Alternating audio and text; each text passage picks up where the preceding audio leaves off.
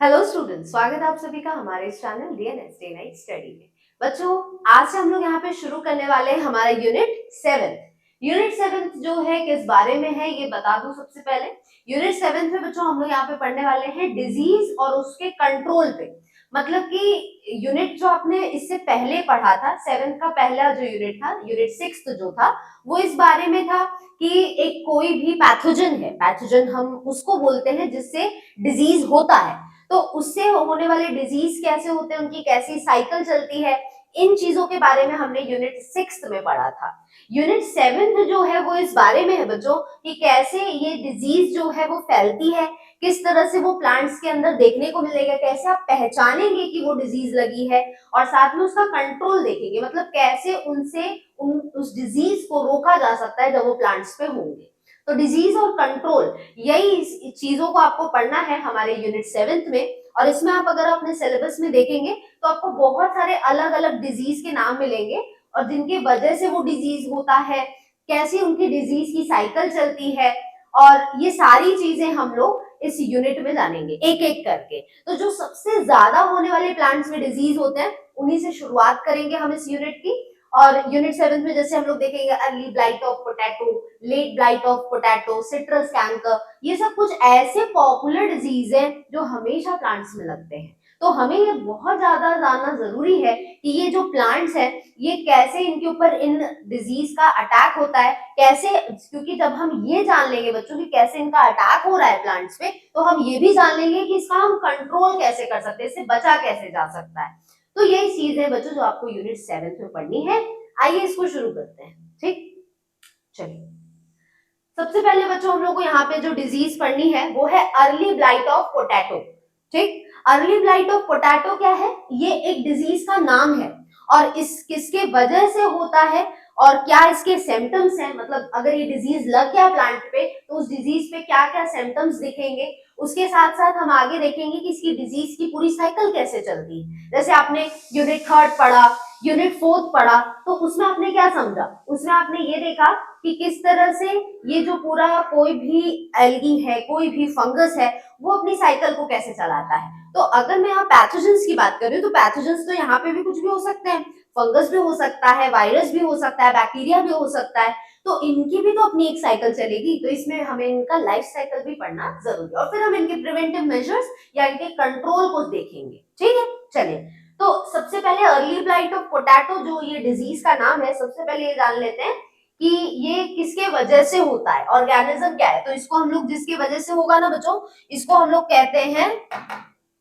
Causal organism. क्या कहते हैं? Causal organism. कॉजल का मतलब, कॉज मतलब जिसके कारण होता है, तो कारण जिसके वजह से ये और डिजीज होगी वो कहलाता है कॉजल ऑर्गेनिज्म। तो ये जो नाम है अर्ली ब्लाइट ऑफ पोटैटो, ये तो डिजीज का नाम है जिसके वजह से बच्चों ये होता है, ये एक तरह के फंगस की वजह से होता है और इस फंगस का नाम होता है अल्टरनेरिया सोलानी। क्या नाम है? अल्टरनेरिया सोलानी। अब बच्चों याद करिए, अभी आपने रिसेंट में ही पढ़ा है यूनिट फोर्थ में कि अल्टरनेरिया आपने पढ़ा था। ठीक है, अल्टरनेरिया आपने पढ़ा था। ठीक है, तो यहाँ पे अल्टरनेरिया जो है वो भी एक तरह का फंगस है जो कि आप यहाँ पे देखेंगे कि ये ऊमाइसीटीज के अंदर में आता है। ठीक है, तो ये भी अल्टरनेरिया सोलानी नाम के फंगस के वजह से ही ये डिजीज होती है जिसे हम अर्ली ब्लाइट ऑफ पोटैटो बोलते हैं। अगर इसके डायग्राम में देखें तो आप इधर देख सकते हैं, ये जो पोटैटो है, जो आलू होता है, उनकी पत्तियों पर जब ये फंगस लग जाता है तो उस पे लगने के बाद में देखिए ये इधर काला काला इसको कर दे रहा है। ठीक है, और इसको बहुत ध्यान से देखेंगे तो ये ऐसा ऐसा पैटर्न के साथ में इन्फेक्शन करता है। ठीक है, इस तरह से ये इन्फेक्शन करेगा, ऐसा।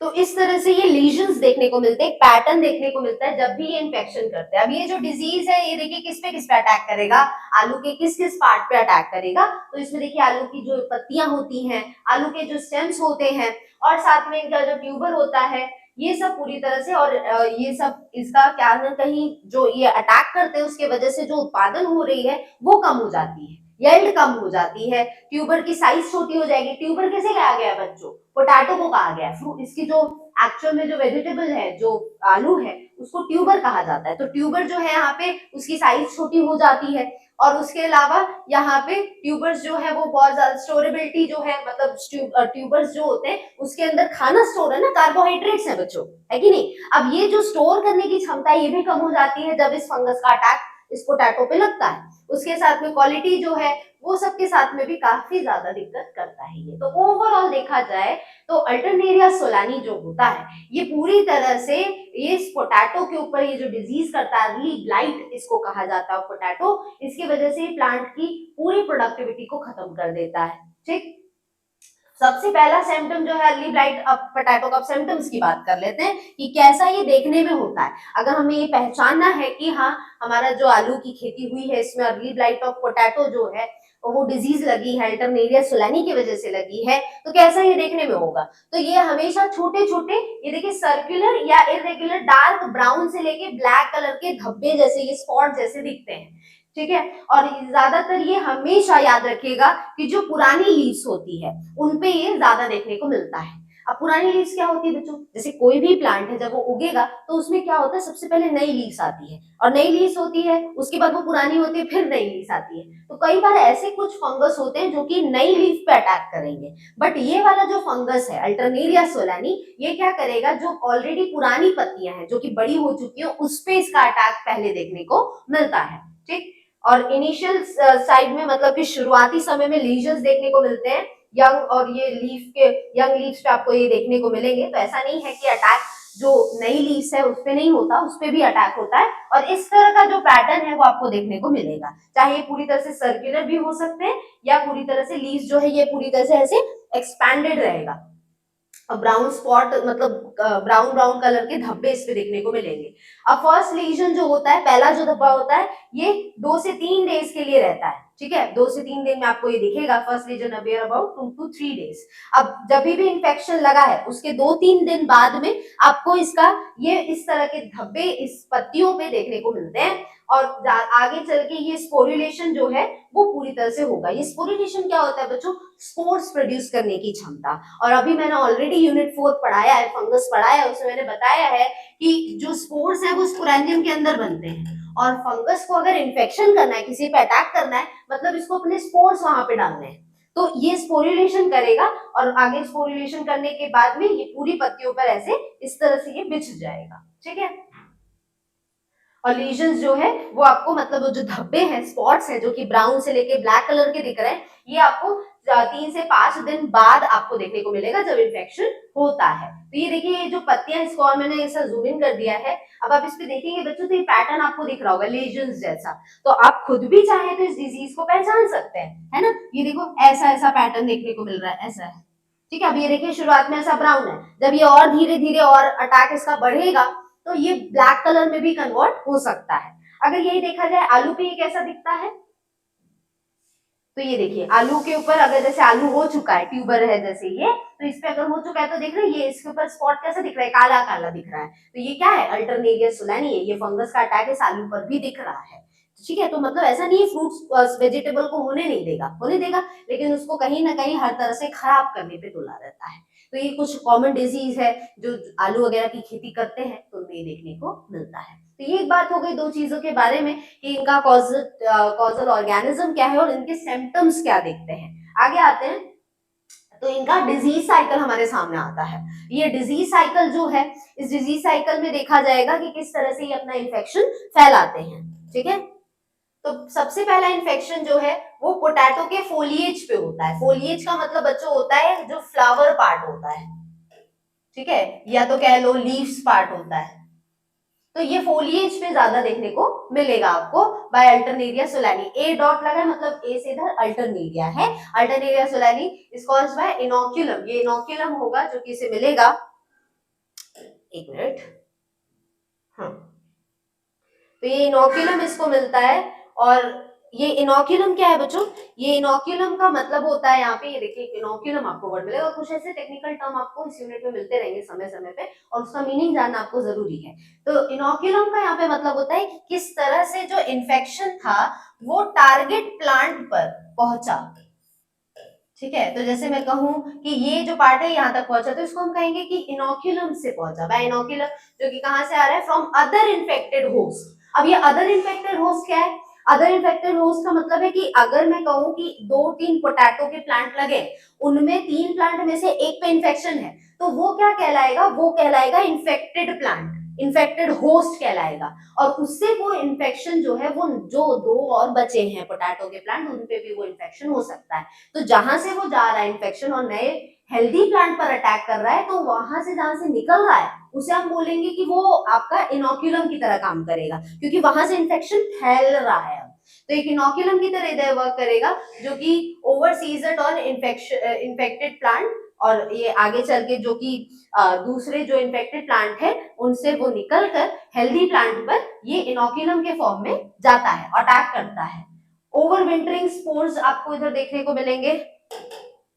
तो ओवरविंटरिंग, ओहो, तो ओवरविंटरिंग स्पोर्स आपको इधर देखने को मिलेंगे, जो कि एक तरह से क्या करते हैं कि सर्व एज इनिशियल इनोक्यूलम, जिसके वजह से सबसे पहला इन्फेक्शन फैलता है। ओवरविंटरिंग जो स्पोर्स बनते हैं, विंटरिंग के बाद में जो स्पोर्स बनेंगे, वो यहाँ पे क्या करते हैं, सबसे पहला इन्फेक्शन कॉज करते हैं, इनिशियल इनोक्यूलम, मतलब सबसे पहले इन्फेक्शन यही से मूव करता है, और फील्ड्स की मदद से कैरिड बाय, देखिए हवा के जरिए ये मूव कर सकता है, ठीक, तो हवा के जरिए ये मूव करेगा, और सॉइल पार्टिकल्स के जरिए ये इन्फेक्शन फैल सकता है। और रेन, जब ऐसे रेन, जो बारिश का पानी है, जब वो ऐसे जाएगा तो उसके एक जगह से जब पड़ेगा तो उसमें वो कहते हैं ना कि छिटकारा निकलता है, उसमें से छींटे निकलते हैं, तो वो छींट की मदद से भी वो स्पोर्स एक इन्फेक्टेड प्लांट से हेल्दी प्लांट तक जा सकता है। तो यहाँ बात करिए कि इनोक्यूलम किस तरह से यहाँ पे ये जाएगा। इनिशियल इन्फेक्शन होने के बाद स्पोरुलेशन होगा,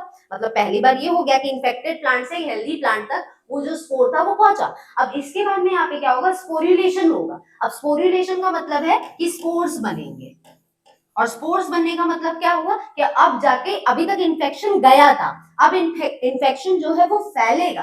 तो फैलने का काम है, मतलब है कि स्पोर्स बनना चाहिए। नए फंगस जब नए नए स्पोर्स बनाएंगे तब ये पता चलेगा कि हाँ वो अपनी पॉपुलेशन को बढ़ा रहे हैं। तो वो चीज इधर होगी, ऑकर्स ऑन लेजन्स, लेजन्स पे होगा जहां धब्बे पड़े रहते हैं, उन्हीं के वहां से ही स्पोरुलेशन होगा, क्योंकि भाई जहां से इन्फेक्टेड से हेल्दी प्लांट पर आए और वहां पे सबसे पहले इन्फेक्शन करने के बाद 2-3 दिन बाद ये लीजन्स दिखेंगे, और जब ये लीजन्स दिखने लगेंगे तो समझ आइए अब ये फंगस फैलने को तैयार है। किसकी मदद से फैलेगा, तो वो है इन स्पोरुलेशन की टेक्निक से, जिसमें स्पोर्स बनते हैं, ठीक। अल्टरनेटिंग में वेट और ड्राई पीरियड्स जो होते हैं ये सबसे ज्यादा फेवरेबल होते हैं स्पोरुलेशन के लिए। तो कह सकते हैं कि एक समय आता है जब बहुत ज्यादा एनवायरनमेंट जो है वो, उसमें बहुत नमी होती है, मतलब जब समझ लीजिए बारिश का समय होता है। और उसके अलावा दिया गया है यहाँ पे ड्राई पीरियड्स। तो ड्राई पीरियड्स का मतलब है कि जब सूखा एनवायरनमेंट हो। अब सूखी एनवायरनमेंट कब मिलती है, जैसे देखिए बच्चों, अभी ये नवंबर दिसंबर का जो ये समय चलता है, इस समय में क्या होता है, ये एनवायरनमेंट हमारी बहुत ज्यादा ड्राई होती है, ठीक। तो इसकी वजह से भी यहाँ पे क्या होता है कि जो ड्राई पीरियड है वो चलता है। तो ये जो दोनों पीरियड है, ये फंगस के स्पोरुलेशन होने के लिए बहुत ज्यादा अनुकूल होते हैं। तो इस वजह से देखा जाता है कि ये सबसे ज्यादा फेवरेबल है कि इस समय स्पोरुलेशन हो, और इसी समय में डिस्पर्सल भी हो, मतलब कि जो भी स्पोर्स बने हैं वो दूसरी जगह तक भी पहुंच पाए, नए हेल्दी प्लांट्स तक पे भी जाकर ये स्पोर्स इन्फेक्शन वहां पर भी फैला पाए, ठीक। अब ये जो स्पोर्स है ये प्राइमरी इनोक्यूलम से तो प्रोड्यूस हुए। प्राइमरी इनोक्यूलम कौन था बच्चों, जहां से सबसे पहले इन्फेक्शन स्टार्ट हुआ, उसे हम प्राइमरी इनोक्यूलम कहते हैं, और यही रिस्पॉन्सिबल है आगे फंगस को फैलने के लिए और इन्फेक्शन को आगे बढ़ाने के लिए, ठीक। तो इस तरह से ये बच्चों रहता है। अब देखिए ये डिजीज साइकिल आपको इधर पे दिख रही है, ठीक। अब यहाँ पे आपने देखा बच्चों, अल्टरनेरिया देखिए आप लोग ने एकदम लास्ट में पढ़ा था, है ना। तो अल्टरनेरिया आप लोग ने किस में पढ़ा था, अल्टरनेरिया आपने पढ़ा था ड्यूटेरोमाइसीटीज में, पढ़ा था कि नहीं, है ना, किसमें पढ़ा था, ड्यूटेरोमाइसीटीज। एक आपने अल्टरनेरिया पढ़ा था और दूसरा आपने फ्यूजेरियम पढ़ा था। यही दो जीनस थे जो आपने यूनिट 4 के एंड में पढ़ा था। अब आपने यहाँ पे देखा कि ये जो डिजीज है, ठीक है, ये डिजीज किसके वजह से हो रही है, तो आपने देखा अल्टरनेरिया सोलानी की वजह से हो रही है। अल्टरनेरिया तो जीनस है, उसकी भी एक स्पीशीज है सोलानी, जिसके वजह से यहाँ पे डिजीज ये फैलती है, ठीक। अब यहाँ पे अगर हम ये देख रहे हैं कि अगर ये अल्टरनेरिया ड्यूट्रोमाइसिटीज के अंदर आता है, तो याद करिए फटाफट से उनके जनरल कैरेक्टर्स जो कि उनको आइडेंटिफाई करते हैं। तो ये देखिए कहीं ना कहीं कितना हेल्प कर रहा है आपको ये जानने के लिए, क्योंकि यूनिट थर्ड फोर्थ इसलिए बच्चों पहले पढ़ा दिया ताकि आपको सेवेंथ एट्थ में इजी पड़े, क्योंकि अभी यहाँ पे आपको फंगस के बारे में पता रहना जरूरी है। इसलिए मैंने तभी बता दिया जब मैंने यूनिट 6 पढ़ाया था, तभी मैंने बताया था कि इसके बाद मैं आप लोग को फंगस के बारे में बताऊंगी, ताकि फंगस के बारे में आपको क्लियरली समझ में आ जाएगा, तो आपको डिजीज और उसका कंट्रोल ये 7th यूनिट ओवरऑल क्लियर हो जाएगा। ठीक है, तो यहाँ पे ये ड्यूट्रोमाइसिटीज के अंदर आते हैं। तो ड्यूट्रोमाइसिटीज की क्या खासियत थी बच्चों कि यहाँ पे तो सेक्सुअल रिप्रोडक्शन जो है वो पूरी तरह से क्या होता है, ड्यूट्रोमाइसिटीज में एब्सेंट होता है। ठीक है, उसके अलावा हमने देखा था सिर्फ असेक्सुअल रिप्रोडक्शन होता है, और असेक्सुअल रिप्रोडक्शन भी किसके जरिए होता है, कोनिडिया के जरिए होता है, पढ़ा था ना। तो यहाँ पे ये चीजें क्लियर हो जा रही है कि ये जो ड्यूट्रोमाइसिटीज के अंदर अल्टरनेरिया आ रहा है, तो इसका मतलब है कि इसमें सेक्सुअल रिप्रोडक्शन होगा ही नहीं, इसमें सिर्फ कोनिडिया बनेगा, और कोनिडिया के जरिए यहाँ पे क्या होगा कि डिजीज जो है वो फैलेगी। ठीक, अब यहाँ पे याद करिए इनका कोनिडिया दिखता कैसा है बच्चों, तो याद करिए अल्टरनेरिया का जो कोनिडिया था वो ऐसा दिखता था, जबकि फ्यूजेरियम का जो कोनिडिया था वो सिकल शेप का था। ठीक है, तो ये खासियत थी इनकी, याद आ रहा है। अब ये आपको कहीं ना कहीं इधर पे भी हेल्प करेगा। ठीक, कैसे हेल्प करेगा, देखिए अब इसको छोड़िए, अब इस साइकिल को समझिए कि किस तरह से इनकी डिजीज की साइकिल जो है वो चलती है अल्टरनेरिया सोलानी की। तो यहाँ पे सबसे पहले क्या हो रहा है, हम शुरुआत करते हैं। चलिए, तो हम यहाँ पे बात करते हैं कि ट्यूबर में इन्फेक्शन हुआ। ठीक है, अब यहाँ पे ट्यूबर में इन्फेक्शन हो गया है, अब उसके बाद देखिए ओवर सीजनिंग हो रही है और सर्वाइवल हो रहा है, मतलब कि अब ये जो फील्ड आपको दिख रही है इसमें ये जो फंगस है इसके स्पोर्स पाए जा रहे हैं। ठीक, तो यहाँ पे या तो माइसीलियम हो सकता है, या तो कोनिडिया हो सकता है, या तो याद करिए एक और असेक्सुअल स्पोर है जो कि ड्यूटोमाइकोटिना में बनते हैं, और वो है क्लेमाइडोस्पोर। तो यहाँ पे कोनिडिया भी हो सकता है, उसके पूरा माइसीलियम हो सकता है, या तो क्लेमाइडोस्पोर्स भी हो सकते हैं जो कि इस मिट्टी में रहेंगे। ठीक, अब क्या हुआ, यहाँ पे ये कोनिडिया जो थे वो समझ लीजिए फैलना शुरू किए। तो फैलने में कौन मदद करेगा, जब बारिश होगी, तो बारिश होगी तो रेन की जो बूंदे हैं, बारिश की जो बूंदे हैं जब वो छिटकारे लेगी तो उससे क्या होगा, इसके जो कोनिडिया है मतलब ये जो असेक्सुअल स्पोर है ये फैलेंगे। अब इसके फैलने से क्या होगा, इन्फेक्शन शुरू होगा, जहाँ पे जो वो मिट्टी है जहाँ पे अब नया क्रॉपिंग हुआ, अब यहाँ पे एक नया पोटैटो लगाया गया, तो इसकी जो लीव्स होगी इस पे अब अटैक होना शुरू होगा, इन्फेक्शन होना अब इस पे शुरू हो जाएगा, अब ये डिजीज फैलना शुरू करेगा। तो सेकेंडरी स्प्रेड है जो, अब ये देखिए ये जो पहला प्लांट है, अब इससे जब डिजीज दूसरे प्लांट पे जाएगी तो इसको हम लोग बोलेंगे कि ये प्राइमरी इनोक्यूलम है। अब इससे अब ये डिजीज दूसरे प्लांट पर जाएगी और ये सेकेंडरी स्प्रेड कहलाएगा, क्योंकि अब यहाँ से स्प्रेडिंग जब होगी तो ये दोबारा होगी, पहली बार में तो यहाँ से ही हुई थी, तो ये प्राइमरी स्प्रेड था। अब ये सेकेंडरी स्प्रेड होगा कोनिडिया का, और लीजन्स जो है मतलब ये जो स्पॉट धब्बे जो है वो अब फैलेंगे और ज्यादा, जो आपको ब्राउन से लेके ब्लैक कलर में दिखते हैं। अब देखिए एक एपिडेमिक की कंडीशन आ गई, मतलब कि डिजीज जो था वो एक रीजनल जगह पे एक स्मॉल एरिया में फैल गया, तो हम उसको एपिडेमिक कहते हैं। तो एपिडेमिक हो गया, अब डिफोलिएशन हो रहा है, मतलब जो भी पूरा प्लांट था, यहाँ पे देख रहे हैं तो ये पूरा पूरा जो ये प्लांट है पोटैटो का, ये पूरी तरह से खराब हो चुका है। अब इसमें से जो आलू निकलेगा वो भी सड़े हुए रहेंगे, उस पे भी ये स्पॉट्स, ब्लैक स्पॉट या ब्राउन स्पॉट आपको देखने को मिलेगा। तो ट्यूबर इन्फेक्शन वापस आ गया, अब ये वापस से ये साइकिल चल रही है, तो इस तरह से साइकिल रन करेगी। याद रखिएगा अल्टरनेरिया आपने ड्यूट्रोमाइकोटिना में पढ़ा था, तो उनके सारे कैरेक्टर्स अगर आप याद रख के इससे पढ़ेंगे आपको बहुत आसान हो जाएगा। क्वेश्चन यहाँ पे सबसे ज्यादा जो बच्चों पूछेगा ना आपको, वो कॉजेटिव ऑर्गेनिज्म से पूछता है कि कॉजल ऑर्गेनिज्म कौन है, और दूसरा कई बार पूछता है सिम्टम्स कैसे दिखते हैं। डिजीज साइकिल तो आप सिर्फ डायग्राम देके भी पढ़ लेंगे तभी काम बन जाएगा, समझ रहे हैं। तो इस चैप्टर को एक आइडिया मैंने दे दिया कि कैसे आपको उसको तैयार करना है। हर एक डिजीज के बारे में आपको 3 चीजें याद रखनी है, कॉजल ऑर्गेनिज्म मतलब जिसके वजह से डिजीज हो रहा है, दूसरा याद रखना है आपको कि किस तरह से यहाँ पे सिम्टम्स इसके दिखते हैं, और तीसरा याद रखना है इसका डिजीज का साइकिल, जिसमें आपको ये भी पता चल जाएगी कि कौन से सेक्सुअल स्पोर है, कौन से असेक्सुअल स्पोर है। सिंस अल्टरनेरिया था तो यहाँ सेक्सुअल स्पोर था ही नहीं, तो बहुत सिंपल से एक लाइफ साइकिल यहाँ पे आ गई इनकी। ठीक है, तो या तो डिजीज साइकिल आप कहें। अब बात करते हैं बच्चों इनके मैनेजमेंट की कि किस तरह से हम इस डिजीज के साइकिल को ब्रेक कर सकते हैं, क्योंकि हमारा काम है कि हम उस डिजीज को, स्पोर्स को मिट्टी में आने से नहीं रोक सकते, उस पर हमारा कंट्रोल नहीं है, लेकिन हम ये कर सकते हैं कि जब वो स्पोर हमारे फील्ड में, हमारे खेतों में आ चुका है, तो हम उसको मार सके, या किसी तरह से उनका जो ये पूरा डिजीज का साइकिल उसको एक जगह पे कहीं तोड़ पाए, तो उससे क्या होगा, वो फैलेगा ही नहीं। तो इसके लिए आपको डिजीज साइकिल पहले पढ़ना जरूरी होता है, तब आप इसका मैनेजमेंट भी समझ जाएंगे कि किस तरह से इस डिजीज को रोका जा सकता है। ठीक, तो यहाँ पे हम क्या कर सकते हैं, एक ऐसी वैरायटी ले सकते हैं पोटैटो की जो कि लेट सीजन में लगता है। ठीक है, तो जैसे कि एक जो सीजन होता है पोटैटो का, वो ठंडी वाले सीजन में उसको हार्वेस्ट किया जाता है, उसको निकाला जाता है, तो वो हम कहें कि जब हम लगा रहे हैं प्लांट्स को, तो यहाँ पे हम लेट सीजन में लगाएं, मतलब जब सीजन निकल रहा है या जो सीजन है वो खत्म हो रहा है, तब हम उसे लगाएं। तो उससे क्या होगा, इन्फेक्शन जो है वो रुक सकता है, क्योंकि जो भी आपने अभी पढ़ा कि जो इसके स्पोर्स होते हैं ये सबसे ज्यादा एक्टिव कब होते हैं, जब बारिश के समय और दूसरा ठंडी के समय। तो हम इन दोनों के बीच का एक ऐसा सीजन निकालेंगे जिसमें ये फंगस की ग्रोथ उतनी ना हो पाए, तो इससे हम कई हद तक इनसे बच सकते हैं। तो इससे क्या होगा, जहां से ये लोअर सब्सेप्टेबल है अर्ली ब्लाइट ऑफ पोटैटो के लिए, तो ये डिजीज जो है ताकि इधर कम लग सके। अब यहाँ पे क्या है, टाइम इरिगेशन।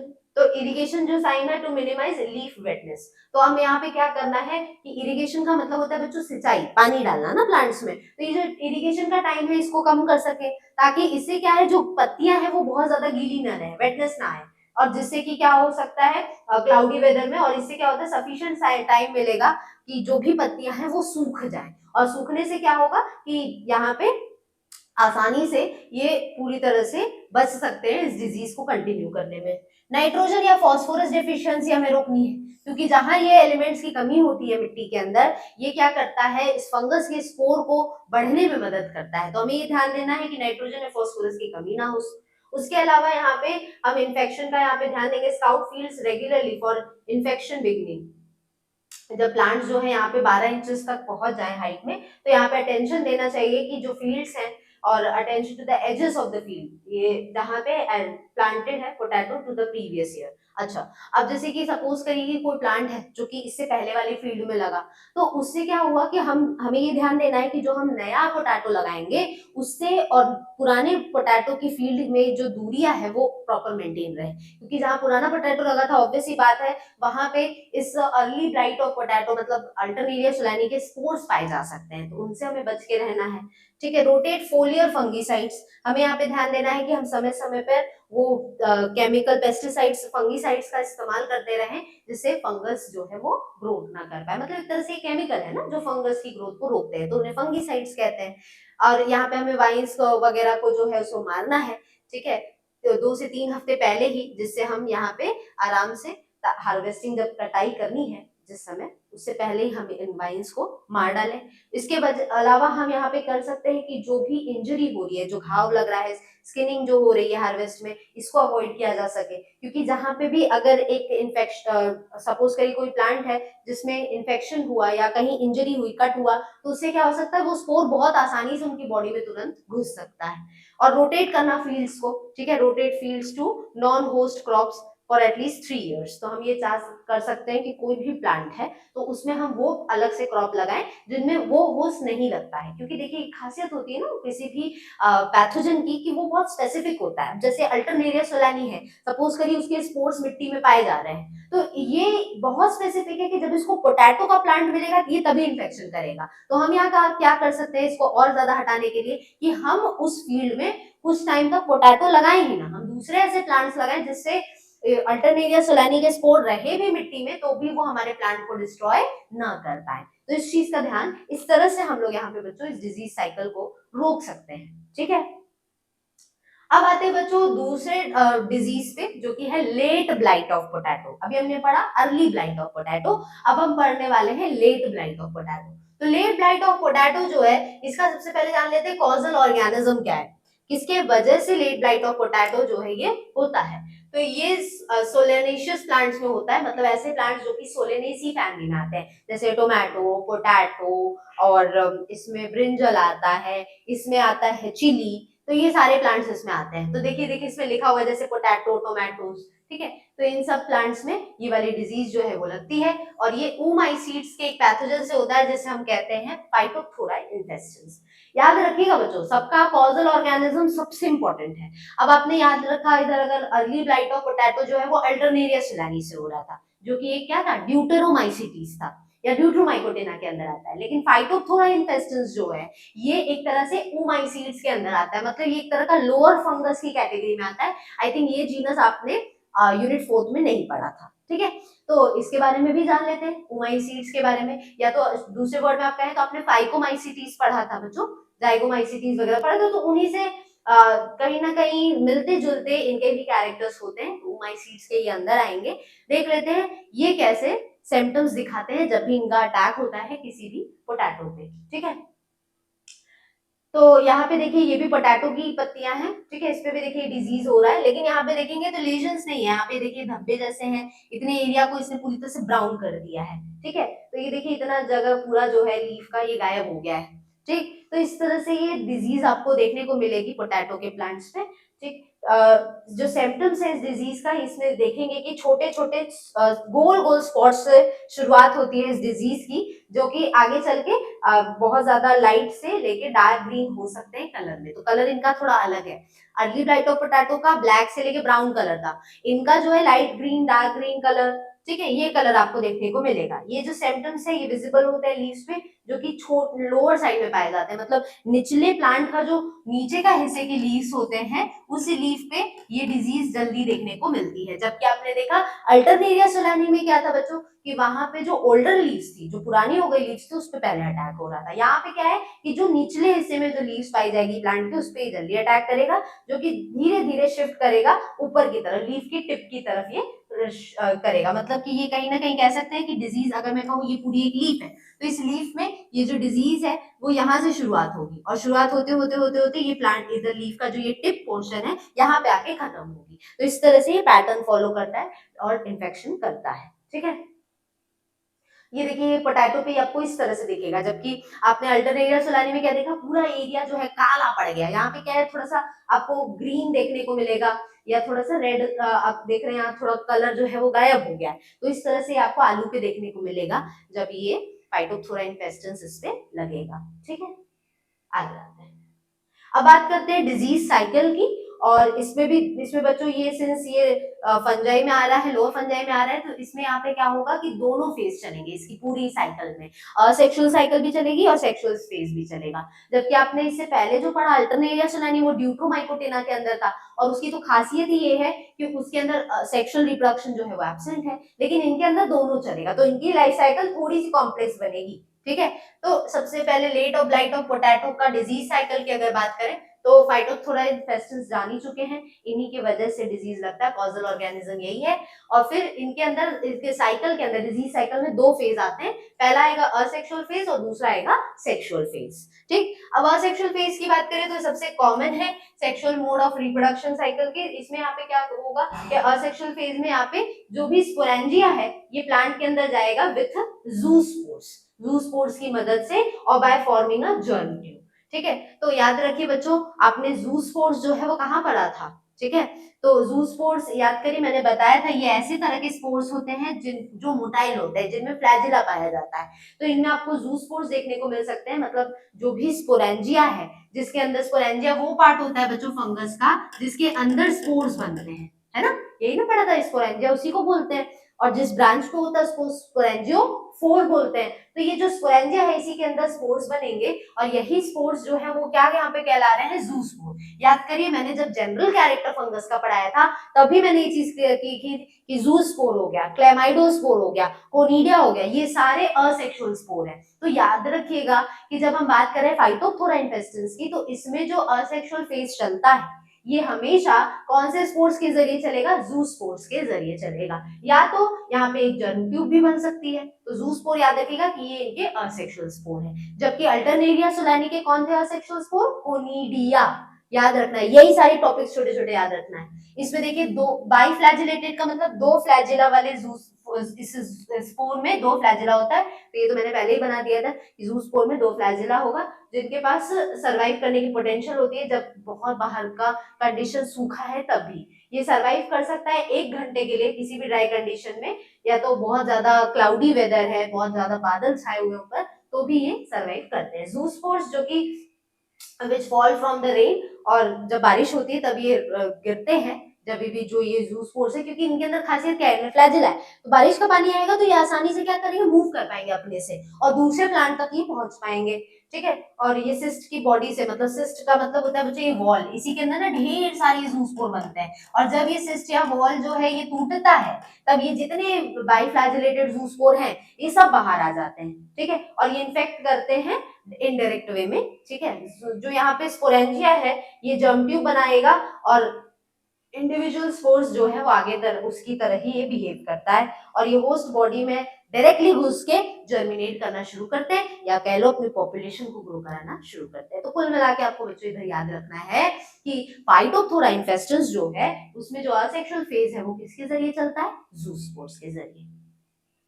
अब आता है बच्चों इसके अंदर होने वाला सेक्सुअल फेज। तो भाई अब ये इसमें अंदर हमने ये जाना कि ये ओमाइसिटीज के अंदर है, तो ओमाइसिटीज के अंदर है, तो बच्चों याद करो जब मैंने फंगस के बारे में पढ़ाया था, माइकोलॉजी यूनिट 4 पढ़ाया था, तभी मैंने बता दिया था जो नाम है उसी के नाम का शुरू का पार्ट ले लो, उसमें स्पोर वर्ड जोड़ दो तो वो कहलाएगा उसका सेक्सुअल स्पोर। ठीक, तो यहाँ पे भी कुछ ऐसा ही रहेगा। अगर मैं कह रही हूँ कि ये जो आपका फाइटोप्थोरा इन्फेस्टेंस है ये ओमाइसिटीज के अंदर आ रहा है, तो अगर मैं इसका स्टार्टिंग का वर्ड लूं तो ये है ऊ, क्योंकि माइसिटीज का मतलब तो होता है यहाँ पे फंगस से रिलेटेड है, तो ऊ का यहाँ ऊ ले लो और आगे जोड़ दो स्पोर, तो ये इसका क्या कहलाएगा, सेक्सुअल स्पोर। अब यही अगर जाइगोमाइसिटीज होता तो जाइगो लेते आगे स्पोर जोड़ देते, तो जाइगोमाइसिटीज का सेक्सुअल स्पोर क्या कहलाता, जाइगोस्पोर कहलाता। बिल्कुल उसी तरह एस्कोमाइकोटिना में भी था, उसका शुरू का एस्को और स्पोर लिया, बेसिडियो में भी ऐसा ही था, शुरू का बेसिडियो और स्पोर लिया, तो ये सारे उसके सेक्सुअल स्पोर है। तो सेक्सुअल स्पोर तो याद रखना सबसे आसान है बच्चों, सिर्फ नाम पता होना चाहिए वही उसके स्पोर कहलाएंगे। तो आपको ये पता होना चाहिए कि हाँ फाइटोप्थोरा इन्फेस्टेंस ओमाइसिटीज के अंदर आता है, तो आराम से आप कर ले जाएंगे कि हाँ इनके अंदर का जो सेक्सुअल स्पोर है वो ऊ स्पोर है, जो कि कहाँ से बनता है, जब यहाँ पे सेक्सुअल रिप्रोडक्शन होगा। सेक्सुअल रिप्रोडक्शन होने के लिए बच्चों 3 स्टेज मैंने बताई थी यूनिट 4 में होता है, एक तो प्लाज्मोगैमी, फिर कैरियोगैमी और फिर मियोसिस। तो इन तीनों की वजह से ये जो स्पोर है वो बनेगा। कैरियोगैमी जब होगी, एंथीरिडियम मतलब मेल और ओगोनियम जो मेल और फीमेल हाइफी है उनके बीच में जब ये फ्यूजन होगा तभी यहाँ पे ये ऊस्पोर्स बनेगा, और हर एक ऊस्पोर जो है ये डेवलप करेगा स्पोरेंजिया जर्मिनेशन करके, और यहाँ से ये सेम पाथवे ऐसे करेगा जिसमें असेक्सुअल मोड ऑफ रिप्रोडक्शन हो रहा है कि ये बड़ा होगा, नया हाइफी बनाए, स्पोरेंजियम बनाए, नए स्पोर बनाए, स्पोर का वॉल टूटेगा तो स्पोर्स बाहर रिलीज हो गए। इसी तरह से इन्फेक्शन जो है वो फैलती चली जाती है। ठीक है, इसमें जो प्रोडक्शन है स्पोरेंजिया का ये बहुत तेजी से होता है, तो इसलिए देखा गया है कि जो ग्रोथ है फाइटोप्थोरा इन्फेस्टेंस की वो बहुत तेजी से होती है। ठीक है, तो ये इट कॉजेज द डिस्ट्रक्शन, ये डिस्ट्रक्शन करता है ट्यूबर का, मतलब पोटैटो का जो वेजिटेबल है, जो मेन पार्ट आप पोटैटो खाते हैं उसको ये बहुत तेजी से नुकसान पहुंचाता है, और उसके फोलिएज पार्ट को भी, मतलब उसके लीव्स को, उसके फ्लावर को भी बहुत तेजी से अटैक करता है। ये रैपिडली ग्रो करता है, बहुत तेजी से ग्रो करता है, और अंदर तक पूरी तरह से घुस जाता है, जो भी यहाँ पे पूरा जो खेत है वहां पे ये पूरी तरह से फैल जाएगा। तो सबसे बड़ा तो दिक्कत यही आती है जब डिजीज कोई बहुत तेजी से फैलने लगे। तो कहीं ना कहीं देखा जाए तो अल्टरनेरिया सोलानी के कंपैरिजन में फाइटोप्थोरा इन्फेस्टेंस जो है वो बहुत तेजी से फैल रहा है, क्योंकि इसके अंदर सेक्सुअल स्पोर होते हैं, और ये जो सेक्सुअल स्पोर है ये कौन है, ऊ स्पोर। याद रखिएगा सेक्सुअल स्पोर का नाम जो कि है ऊ स्पोर, याद रखिएगा असेक्सुअल स्पोर का नाम जो कि है यहाँ पे आपका ये जूस्पोर। ठीक है, तो याद रखिएगा जूस्पोर, ऊस्पोर, जबकि वहां पे क्या था, कोनिडिया था, किसमें, अल्टरनेरिया सोलानी में। अब ये देखिए बच्चों ये है इनकी पूरी डिजीज साइकिल। तो डिजीज साइकिल में आप देखेंगे तो यहाँ पे देखिए ये स्पोरेंजियम है। ठीक है, अब यहाँ पे इसमें शुरुआत कहाँ से करा जाए, चलो इसको थोड़ा सा ऐसे कर लेते हैं, ठीक, थोड़ा सा जूम इन कर लेते हैं, चलो देखते हैं। तो ये देखिए ये पूरा प्लांट है। ठीक है, प्लांट किस चीज का है, पोटैटो का है। इसमें देखिए नीचे देखिए पोटैटो लगे हुए हैं, इनके रूट्स के अंदर ही पाए जाते हैं ना, लेकिन ये एक्चुअल में आप सब जानते होंगे कि पोटैटो एक स्टेम है ना कि रूट है। ठीक है, तो ये जो पार्ट है इसमें एंड पे आपको पोटैटो दिख रहा है, इस पे भी देखिए ब्लैक ब्लैक स्पॉट है, मतलब कि इस पे इन्फेक्शन हो गया है। ठीक, किसका हुआ है, फाइटोप्थोरा इन्फेस्टेंस का। अब ये इन्फेक्टेड ट्यूबर है। अब यहाँ पे देखिए तो 2 साइकिल चलेगी ना बच्चों, क्योंकि यहाँ पे तो दोनों स्पेस चल रहा है, तो ये जो छोटी सी यहाँ पे आपको दिख रही है साइकिल, ये है असेक्सुअल साइकिल। ठीक है, ये जो छोटी वाली ये इतनी छोटी साइकिल दिख रही है ये है असेक्सुअल साइकिल। ठीक है। तो असेक्सुअल फेज में क्या होगा कि लीफ में इन्फेक्शन हुआ, उसके अंदर जो स्पोरेंजियम बनेगा, स्पोरेंजियम से जो भी स्पोर प्रोड्यूस होंगे वो कौन से होंगे, असेक्सुअल रिप्रोडक्शन, तो ज़ूस्पोर होगा। तो देखिए इधर ज़ूस्पोर साफ साफ लिखा है, ये ज़ूस्पोर इधर से निकलेंगे, फिर ये नए प्लांट को इन्फेक्ट करेंगे, बस यही हुआ असेक्सुअल फेज इनका। ठीक, अब आते हैं सेक्सुअल फेज पे। तो सेक्सुअल फेज में यहाँ पे क्या होगा बच्चों, जो सेक्सुअल फेज होगा इसमें यहाँ पे सिंपल होगा कि ये यहाँ से शुरुआत हुआ, तो यहाँ पे हम देख रहे हैं कि इसमें अटैक हुआ है, तो इसमें दोनों तरह के फंगस होंगे, हाइफी होगी, एक मेल होगा एक फीमेल भी हाइफी होगा। तो मेल हाइफी को हम बोलेंगे एंथेरिडियम और फीमेल हाइफी को हम लोग बोलेंगे ऊगोनियम। तो ये दोनों में यहाँ पे फ्यूजन हो रहा है और फिर यहाँ पे देखिए इन फ्यूजन से जो नया स्पोर बनेगा वो कौन सा होगा, ऊस्पोर होगा। ठीक है, अब ये ऊस्पोर होगा, जिससे स्पोरेंजियम बन रहा है, इस तरह से ग्रो कर रहा है। तो ओमाइसिटीज है तो ऊस्पोर, और असेक्सुअल फेज चल रहा है तो ज़ूस्पोर। ये असेक्सुअल फेज चल रहा था तो ज़ूस्पोर दिखा, ये पूरा सेक्सुअल फेज चल रहा था तो अगेन यहाँ पे क्या हुआ, यहाँ पे ऊस्पोर बना। ठीक है, तो ये एकदम सिंपल है बच्चों, इससे ज्यादा सिंपलीफाई नहीं हो सकता ये चीज। आई थिंक इतना सिंपलीफाई करके दे दिया है कि आपको आराम से याद हो जाएगा अगर आप ये वीडियो एंड तक देख रहे होंगे तो। ठीक है, तो आज हमने बच्चों यहाँ पे 2 साइकिल्स पढ़ लिए। एक हमने यहाँ पे जान लिया कि किस तरह से यहाँ पे अल्टरनेरिया सोलानी डिजीज कॉज करता है, जिसे हम लोग यहाँ पे हमने शुरू में हम लोग ने यहाँ पे जान लिया, और उसके बाद हमने यहाँ पे देख लिया कि किस तरह से फाइटोथोरा इन्फेस्टेंस डिजीज कॉज करता है। ठीक है, तो अल्टरनेरिया सोलानी जो है वो early blight of potato cause किया डिजीज, और यहाँ पे जो आपने अभी पढ़ा फाइटोथोरा इन्फेस्टेंस, इससे क्या हुआ, लेट ब्लाइट ऑफ पोटैटो हुआ। तो हमने सभी का कॉजल ऑर्गेनिज्म देखा, डिजीज के सिम्टम्स देखे, और डिजीज साइकिल देखा, और मैनेजमेंट देखा। तो आइए फटाफट से इसका भी मैनेजमेंट देख लेते हैं कि किस तरह से हम यहाँ पे जो फाइटोथोरा इन्फेस्टेंस के डिजीज है इसको कैसे कंट्रोल किया जाता है। तो यहाँ पे हम क्या कर सकते हैं, सबसे इम्पोर्टेंट टेक्निक है मैनेजमेंट के लिए कि जो लेट ब्लाइट और पोटैटो डिजीज है इसमें फॉलोइंग इन्फेक्शन, इस तरह से हम लोग इसको कंट्रोल कर सकते हैं। सबसे पहला आता है डिजीज फ्री ट्यूबर्स, मतलब ठीक है प्लांटिंग के लिए जो भी प्लांट्स हम लगाते हैं, याद करिए आप सब जानते होंगे कि जो आलू है वो नई खेती उसकी तभी होती है जब पुराने आलू को ही कट करके उसको जमीन में लगाया जाता है, उन्हीं पुराने आलू से ही नया आलू का पेड़ होता है ना। तो हमें ये इंश्योर करना होगा कि जो हम पोटैटो ले रहे हैं वो उसमें इन्फेक्शन ना लगाओ, क्योंकि भाई इन्फेक्शन वाले पोटैटो लगाएंगे तो ऑब्वियसली बात है जो नया प्लांट होगा उसमें भी इन्फेक्शन होगा। दूसरा है कि पोटैटो ट्यूबर्स जो है ये हमेशा एक कोल्ड टेम्परेचर में स्टोर हुए हो। अब ठंडे टेम्परेचर में जब वो स्टोरेज हुआ होगा उनका 1 साल तक, तो उससे क्या होगा, उन पे इन्फेक्शन होने के चांसेस कम रहेंगे और वो हेल्दी रहेंगे, सबसे बड़ी बात। तीसरा है यहाँ पे डेवलपमेंट हम करें ऑफ इन्फेक्शन रेजिस्टेंट स्ट्रेन्स, मतलब हम ऐसे पोटैटो के प्लांट्स नए वैरायटी डेवलप करें जिनके अंदर रेजिस्ट करने की या रोकने की क्षमता हो जो भी फाइटोथोरा इन्फेस्टेंस से डिजीज लगता है। मतलब अगर वो फंगस आ भी जाए तो उस प्लांट में ऐसी क्षमता हो नई वैरायटी में कि वो उस फंगस को अपनी बॉडी को खराब ना करने दे। ठीक, ये हमें करना है। यूज ऑफ ऑप्टिमल फंगीसाइड, हमें यहाँ पे केमिकल्स का इस्तेमाल करना है, फंगीसाइड का इस्तेमाल करना है जिससे फंगस की ग्रोथ ना हो, और यहाँ पे सैनिटेशन का हमें ध्यान देना है, मतलब साफ सफाई का ध्यान देना है जहाँ पे स्टोरेज होता है। और पोटैटो ट्यूबर्स जो है इनको 1:1000 के रेशियो में मर्क्यूरी क्लोराइड से ट्रीट किया जाता है।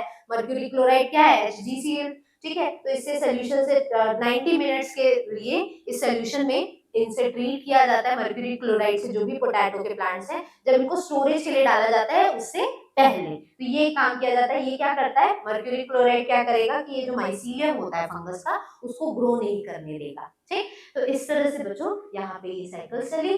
आई होप आपको ये जो पूरा टॉपिक है आज का, आज आपने एक नया यूनिट शुरू किया है, तो आई होप आपको ये जो यूनिट नया है ये समझ में आ रहा होगा। इसी तरह से बच्चों हम आगे जब भी इसमें आगे पढ़ेंगे तो हम यही साइकिल्स को कंटिन्यू करेंगे, किस तरह से साइकिल्स चल रही है, और सभी का हम लोग यही पैटर्न पढ़ेंगे कि क्या है कॉजल ऑर्गेनिज्म, क्या है सिम्टम्स, क्या है डिजीज साइकिल, क्या है प्रिवेंटिव मेजर। सबके यही 4 पॉइंट्स हमें हर डिजीज के जानने हैं। मैं आप लोग मेरे जितने भी क्लासेस को कंटिन्यू देखेंगे तो मैं आप लोग को लास्ट में ये भी बता दूंगी कि सबसे इम्पोर्टेंट पढ़ना कौन कौन सा डिजीज है, तो वो आपको क्लियर हो जाएगा, तो आप ज्यादा अच्छे से पढ़ पाएंगे, क्योंकि आई थिंक डिजीज बहुत ज्यादा है इसमें, बहुत सारे डिजीजेस के बारे में है इस यूनिट में, तो हम छाट लेंगे ऐसे डिजीज को जो कि आने के चांसेस आपके एग्जाम में ज्यादा होंगे। ठीक, बच्चों जाते जाते मैं आप लोगों को हमारे ऑनलाइन कोर्स के बारे में बता दूं। हमारा जो ये ऑनलाइन कोर्स है फर्स्ट और थर्ड सेमेस्टर के लिए रन करता है। अगर आप भी घर बैठे बैठे तैयारी करना चाहते हैं इन कोर्सेज की, जिसमें बीएससी मैथ्स आता है, बीएससी बायोलॉजी आता है, बीएससी एग्रीकल्चर और बीकॉम आता है, तो आप हमारा जो ये कोर्स है ये बाय कर सकते हैं। इस कोर्स के अंदर आपको कुछ फीचर्स हमारे मिल जाएंगे, जैसे हमारे रिकॉर्डेड लेक्चर्स मिल जाएंगे, उसके साथ लाइव डाउट सेशन आपको क्लियर किया जाएगा, हमारे नोट्स जो कि अभी मैं पीडीएफ के फॉर्म में पढ़ा रही हूँ ये आपको मिल जाएगा, पीवाईक्यू आपको समय समय पे कराया जाएगा, मॉडल सैंपल पेपर भी कराए जाएंगे, उसके साथ हमारे थ्रू आपको स्पेशल गाइडेंस समय समय पे मिलती रहेगी। अगर ये सारी चीज़ आपको पसंद आई है तो आप हमारा जो कोर्स है वो सिर्फ और सिर्फ 1199 का ये पूरा एक बार का ये फीस है, इसको पे करना है और पूरे एक सेमेस्टर जो 6 महीने का जो पूरा सेमेस्टर की पढ़ाई होती है वो आपके पास होगी। और ये जो पूरी कोर्स है वो हम लोग कोशिश करेंगे कि 5 मंथ्स के अंदर अंदर हमारा कोर्स कंप्लीट हो जाए। उसके बाद हम लोग यहाँ पे अगर कोर्स की वैलिडिटी की बात करें तो कोर्स जो है वो आपके पास रहेगा पूरे 1 साल के लिए, ठीक है। बाकी डिटेल्स अगर आप एडमिशन वगैरह कराना चाहते हैं, आपको बाकी डिटेल्स चाहिए और कोई डाउट है तो आप हमारे इस व्हाट्सएप नंबर पे कॉल करके पूछ सकते हैं। हमारा एक ऐप है बच्चों, इस ऐप पे हमारे सारे लेक्चर्स जाते हैं, जितने लेक्चर्स यूट्यूब पे नहीं जाते हैं वो सारे लेक्चर्स लेकिन हमारे ऐप पे जरूर रन करते हैं। तो हमारा जो ऐप है वो है डीएनएस एजुकेरा, ये आप आराम से प्ले स्टोर से डाउनलोड कर सकते हैं। तो जो आई होप आज का जो ये वीडियो है आपके लिए यूजफुल रहा हो। मिलते हैं नेक्स्ट क्लास में, 7th यूनिट को ही कंटिन्यू करेंगे, आगे ऐसी डिजीज के बारे में पढ़ते रहेंगे। अभी के लिए तय रहेगा, थैंक यू।